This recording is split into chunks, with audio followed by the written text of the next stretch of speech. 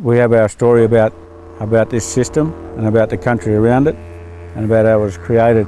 But the most important thing about this system is that it's so reliant on things outside of it, outside of the Narran. I mean, there's probably no other system around here like it. It doesn't have any other systems running into it, and it comes out of the system south of St George. It's just volumes of scientific data that would tell us the importance of water being at a certain level in a system, being critical to the life of this species. So it would be river red gums or even the cooler bars out on the floodplain here. Other impacts to the system that are obviously not natural, with the management of the streams, with weirs. A lot of people would say they had negative impacts. Some people would say they've had a good impact and it was beneficial for them solely rather than collectively. And that'll have a negative impact today, and we will realise a much more serious impact in the future.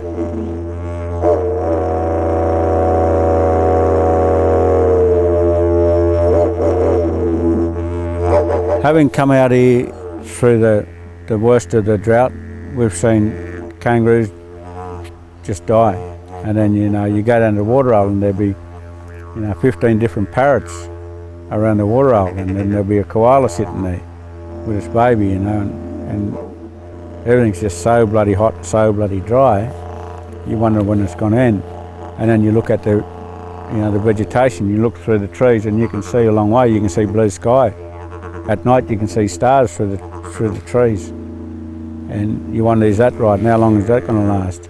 And then you look at the trees, and they'll just shed all their leaves, and you wonder, is this the end? They look like they're dying.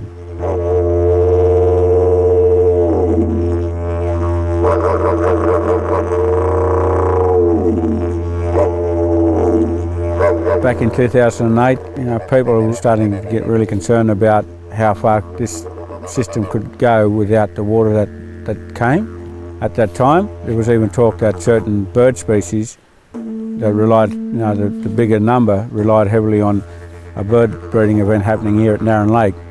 If that didn't happen, it would have, major impacts on the overall population of those species. What are their limits in terms of living in a dry environment is something that's not really been tested, and we hope that it doesn't get to that. There's obviously a level of significance associated with these wetlands, having the water in it at the right time, the right levels of water too. That's on a national level of significance, not just locally.